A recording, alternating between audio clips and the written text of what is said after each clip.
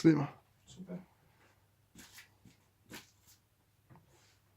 So why train the Makyong or the Wing Chun dummy form when forms are not necessarily the way to succeed in combat sports?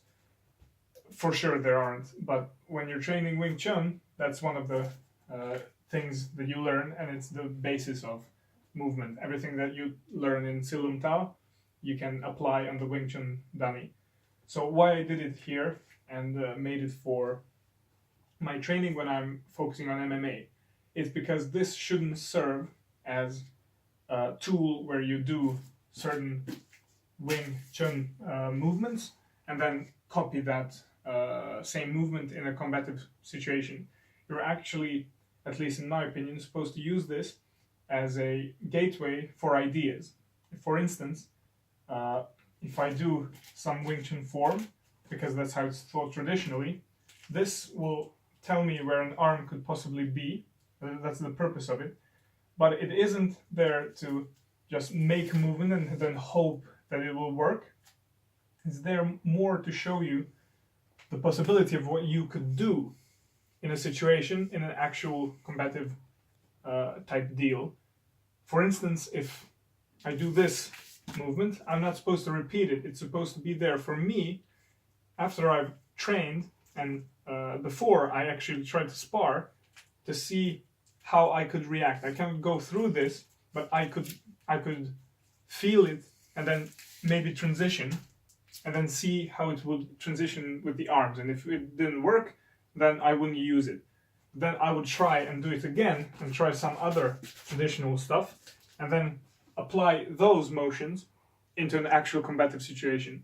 But it doesn't mean it will work. But if it works, it might be a smaller percentage or even a bigger percentage move that you can use to improve your hand fighting game in MMA. We've seen Tony Ferguson deliver some nice elbows in the fight, and he does train on the Wing Chun form and the Wing Chun dummy.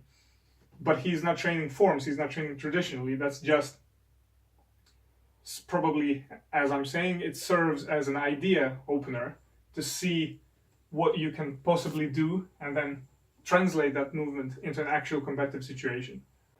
So one of those Wing Chun movements on the Makyong I believe can be used for maneuvering when your arm is trapped, when somebody holds you in a grappling situation. And this is not going to be a sparring or proper testing, but it will be just a simple resistance test, just to see what happens under pressure. And then hopefully I will use this in an actual MMA sparring that I will film. So just grab, as the Wing Chun form says, and the movement I did there, you can't just do this and hope that you will release, because he's not going to let me. If I try to do this, you're not done. You will fight it. So that cross movement I did with my elbow on the dummy form, I can apply here, where I can see where his energy is coming, and I can move my elbow. Now really don't let me do that.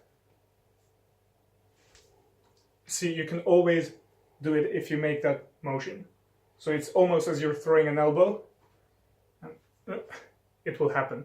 So in an ideal situation, you would probably hold his other arm so that he doesn't punch you, and then transition here. From here you can grab maybe this arm and transition to do some further stuff for grappling.